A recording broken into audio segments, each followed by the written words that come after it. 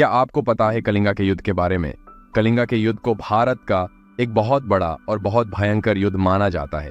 ये एक युद्ध कैसे एक महाराजा को साधु बना देता है और कैसे वो राजा अपनी राजा और राज सिंहासन छोड़ देता है, उसके बारे में बताता है। तो आइए जानते हैं क्या है ये युद्ध और कैसे वो इतिहास के पन्नों पर अपना रंग लिख गया। तब कलिंग को एक गौरवशाली और समृद्ध क्षेत्र कहा गया, जिसमें आजादी, प्यार और कलात्मक कुशल लोगों का समावेश था। कलिंग पर हमला करने के मुख्य दो राजनीतिक और आर्थिक कारण थे।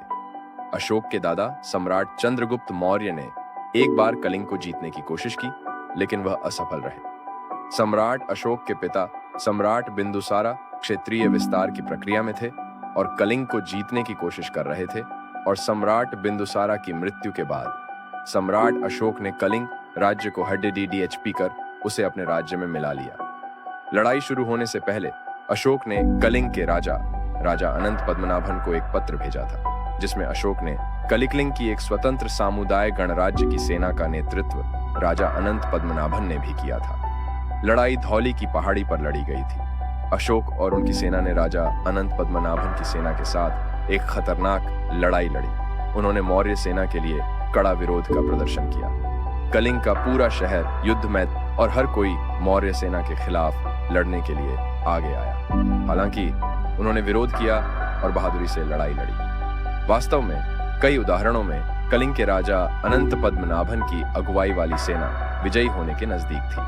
आखिरी सांस तक वे महान वीरता से लड़े, परंतु अंत में कलिंग के लोग युद्ध के मैदान में मारे गए। अंत में सम्राट अशोक महान ने कलिंग की लड़ाई जीती। ये एक भयंकर युद्ध था, जिसमें कलिंग के 150,000 योद्धाओं और 100,000 मौर्य योद्धाओं का जीवन दांव पर लग गया था। युद्ध का दृश्य एक भयानक दृष्टि प्रस्तुत कर रहा था। पूरे इलाके सैनिकों की लाशों के साथ भरे हुए थे। गंभीर दर्द में घायल सैनिक पड़डे हुए थे। गिद्धों ने उनके मृत शरीर पर आश्रय कर लिया था। बच्चे अनाथ हो गए थे। वे अपने सगे संबंधियों को खो चुके थे। विधवा शांत और निराश दिखाई दे रही थी। युद्ध के मैदान के आगे बहने वाली दया नदी बहते रक्त के कारण पूरी तरह से लाल हो गई। हालांकि विजय के बाद कलिंग को मौर्य साम्राज्य में शामिल किया गया, परंतु यह एक दुखद दृश्य बन चुका था।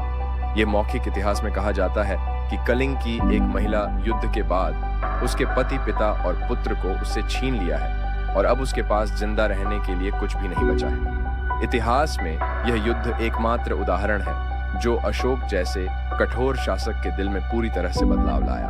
उन्हें एहसास हुआ कि किसी कीमत पर उनकी जीत सार्थक नहीं है। इस घटना का सम्राट अशोक पर गहरा प्रभाव पड़ा और उन्होंने बौद्ध धर्म को अपनाया और आचार्य उपगुप्त के शरण में अहिंसा के रास्ते पर चले गए, और सम्राट अशोक ने अपने सैन्य विजय को समाप्त